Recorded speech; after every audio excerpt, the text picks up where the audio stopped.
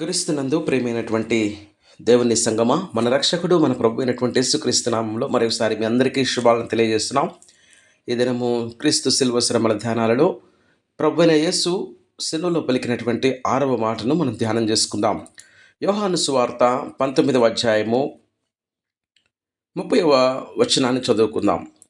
యేసు ఆ చిరకను పుచ్చుకొని సమాప్తమైనది అని చెప్పి తల వంచి ఆత్మను అప్పగించెను. ప్రార్థన చేసుకుందాం. మమ్మల్ని మికిలిగా ప్రేమించిన మా ప్రియ పరలోకపు తండ్రి, నీ పరిశుద్ధ పాదములకు వందనాలు, మీకు స్తోత్రాలు. మరోసారి మీ పాద సన్నిధిలో ప్రార్థించు భాగ్యము, వాక్యమును ధ్యానించు కృపను అనుగ్రహించినందుకు మీకు వందనాలు చెల్లిస్తున్నాం. మాకందరికీ నూతనమైనటువంటి విశ్వోదయాన్ని మరలా అనుగ్రహించినందుకు, సజీవ లెక్కలో ఉంచినందుకు వందనాలు. ప్రత్యేకించి మీరు సిలువలో పలికినటువంటి 6వ మాట ప్రభువా, నేను ధ్యానం చేయడానికి ఏమాత్రం అర్హుడిని కాను అయ్యా. మీరే మీ సిలువ చాటున నన్ను మరుగుపరుచుకొని మీ యొక్క వాక్యమును మీరే పరిశుద్ధాత్ముడైనటువంటి మా బోధకుని ద్వారా బోధించి నేర్పించమని యేసు నామములో అడిగి పెట్టుకుంటున్నాము తండ్రి, ఆమేన్. క్రీస్తునందు ప్రియమైన దైవజనమ, యేసుక్రీస్తు ప్రభువారు సిలువలో పలికినటువంటి ఈ యొక్క 6వ మాట సమాప్తమైనది, ఇట్స్ ఫినిష్డ్ అని అంటారు. కాబట్టి ఈ 6వ మాట మనకు సిలువ అంతా కూడా సిలువ శ్రమలు, సిలువలో యేసుక్రీస్తు ప్రభు వారు పడుతున్నటువంటి ఆ యొక్క శ్రమ, కష్టము, వేదన, బాధ అంతా కూడా ఒక అపజయాన్ని చూసినట్లుగా చూస్తూ ఉన్నాం. అపవాది ఏం చేస్తారంటే మన మనోనేత్రాలను గురుడితనం కలుగు చేసినప్పుడు సిలువ మీద యేసు ఏదో శ్రమలు పడుతున్నాడు, ఓడిపోయాడు, శత్రువుల చేతుల్లో చనిపోయాడు అనేటువంటి విషయాలు కనిపిస్తూ ఉంటాయి. లోకంలో ఈరోజు కూడా అదే విధమైనటువంటి చర్చ అన్యులు, లేకపోతే ప్రభు తెలియనటువంటి వారు తెలియజేస్తున్నారు, మాట్లాడుతున్నారు. అయితే యేసుక్రీస్తు ప్రభు వారు చేసినటువంటి ఆ గొప్ప కార్యము ఏదైతే ఉందో, ఆ మహత్తరమైనటువంటి కార్యం ఏదైతే ఉందో, అది గొప్ప విజయము, గొప్ప విజయము. ఈరోజు ఏంటి ఆ విజయము అనేటువంటి విషయాన్ని కనుక మనం పరిశీలన చేస్తే, యేసుక్రీస్తు వారు సిలువలో చేయవలసినటువంటి కార్యములు, క్షమాపణ, రక్షణ, బాధ్యత, తండ్రితో ఎడబాటు వచ్చినప్పటికీ కూడా ఆ ఎడబాటుని సైతం జయించేశారు. ఇవన్నీ కూడా దప్పికొని ఉన్నాడు, ఆత్మల పట్ల దాహం కలిగి ఉన్నాడు. కాబట్టి ఈ మాటలన్నీ మాట్లాడుకుంటూ వచ్చి సిలువలో పలకవలసినటువంటి మాటలన్నీ కూడా సమాప్తమైపోయినాయి. మొదటిగా సిలువలో జరిగినటువంటి గొప్ప కార్యం ఏంటంటే, మనిషి యొక్క సంఖ్య 6వ దినమున మనిషిని చేశాడు ప్రభు దేవుడు.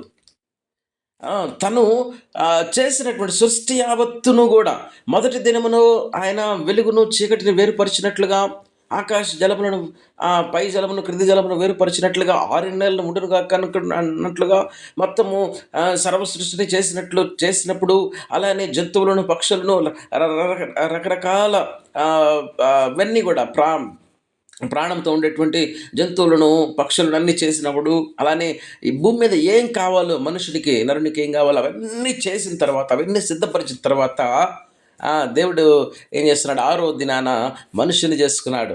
6 అనేటువంటి సంఖ్య మనుషునిది. యేసుక్రీస్తు ప్రభు వారు సిలువలో పలికినటువంటి 6వ మాట సమాప్తమైనది. మనుషుని కొరకు చేయవలసినటువంటి కార్యం అంతా సమాప్తమైపోయింది.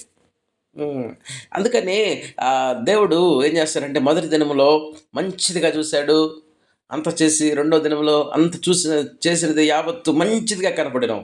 6వ దినములో మనుషుని చేసినప్పుడు ఎంత సంతోషించాడు. 6వ దినమున మనిషిని సంపూర్తి చేసి, సంపూర్ణంగా భూమి మీద ఏం కావాలో అవన్నీ కూడా ఆయన సృష్టి చేసి ఏం చేస్తున్నాడు, తను చూచినది యావత్తూ కూడా మంచిదిగా కనపడింది. దేవుడు మంచిదిగా సృష్టించాడు మానవుణ్ణి. మనమందరం కూడా మంచి హృదయంతో ఉండాలని, అందుకని సమాప్తమైనది అనేటువంటి మాటను మాట్లాడాడు. అంటే ఏమి సమాప్తమైనది అంటే, పాపములో పడిపోయినటువంటి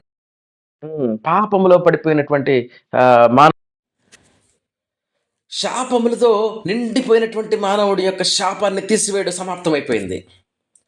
పాపము కొరకు ప్రాయశ్చిత్తము జరిగించడం సమాప్తమైపోయింది. నువ్వు ఇక పాపం కొరకు దహన బలి అర్పించాల్సిన అవసరం లేదు, నైవేద్యం అర్పించాల్సిన అవసరం లేదు, అపరాధ పరిహారార్థం బలి అర్పించాల్సిన అవసరం లేదు, ఇంకేమీ చేయాల్సిన అవసరంలా. ఇంకా రక్తము, కోడెల రక్తము, ఎడ్ల రక్తము నువ్వు వధించాల్సిన అవసరం లేదు. హ్మ్. కాబట్టి అవన్నిటిని సమాప్తం చేసేసాడు దేవుడు తన యొక్క ప్రాణాన్ని పెట్టి, రక్తాన్ని కార్చేసి. కాబట్టి సమాప్తమైనది అంటే విజయపు కేక. సమాప్తమైనది దేనికి సమాప్తమైనదంటే అపవాది చేతుల్లో ఉన్నటువంటి నీ ప్రాణాన్ని దేవుడు జీవింపజేస్తా ఉన్నాడు. దేవుడు అపవాది ఆ మరణము మరణంపై అధికారం ఉన్నటువంటి అపవాది చేతిలో నుండి దాన్ని లాగేసుకున్నాడు విజయవంతంగా.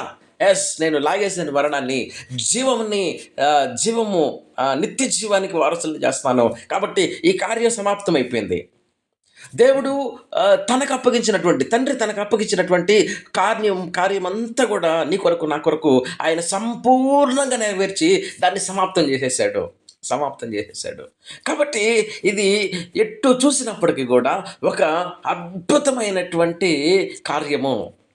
ఇంకా మనం చెప్పాలంటే అపవాది చేతుల్లో ఓడిపోయినటువంటి నన్ను తిరిగి జీవింపజేసి ఆ కార్యాన్ని సమాప్తం చేసేసాడు. జీవిస్తూ ఉన్నాం మనం ప్రభువులో. నిత్య జీవానికి వారసులం అయిపోయాం. మరణం మీద అధికారం లేకుండా పోయింది. దహన బలులు, ఇక పాప పరిహారార్థ బలులు మనం అర్పించాల్సిన అవసరం లేదు. ఎడ్ల యొక్క రక్తం యొక్క కోడెల యొక్క రక్తము మనం చిందించవలసిన అవసరం లేదు. పాపములో మనం భయపడుతూ చచ్చిపోవాల్సిన అవసరం లేదు. కాబట్టి ఇవన్నీ కూడా ప్రభు వారు ఏం చేశారంటే ఆ పనులన్నింటినీ సమాప్తం చేశాడు, విజయాన్ని అందించాడు. దేవుడు తనకు అప్పగించిన ఆ యొక్క మిషన్ను, ఆ యొక్క పనిని ఆయన సంపూర్ణముగా నెరవేర్చి దేవుడిని మహింపరిచాడు.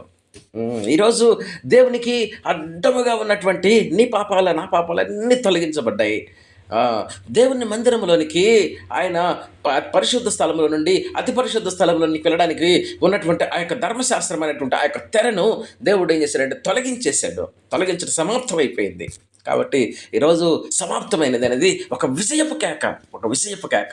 ఈరోజు నేను విజయం సాధించడానికి ప్రభు అయినటువంటి యేసుక్రీస్తు సిలువలో ఏం చేశారంటే ఆయన మరణించి తిరిగి లేచాడు. నీకోసం నా కోసం రక్తమంతా కార్చేశాడు. చివరి రక్తపు బొట్టు వరకు కూడా కార్చేశాడు.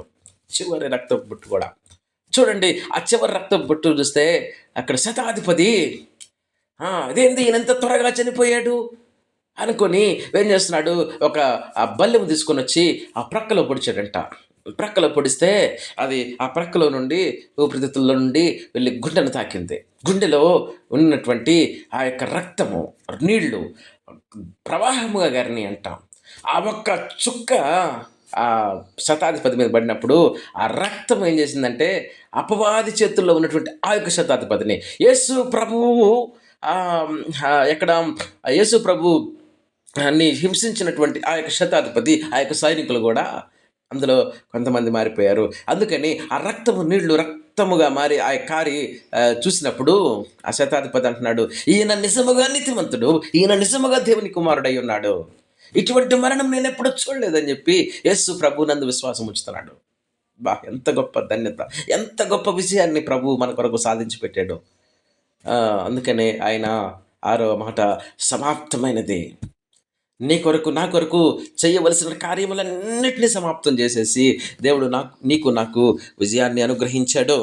కాబట్టి అందుకనే ఈ మాటను మనం ధ్యానించుకుంటున్నాం. కాబట్టి ఈరోజు మనము పాపం మీద జయాన్ని సాధించగలిగామా? లోకంలో నుండి బయటకు రాగలిగామా?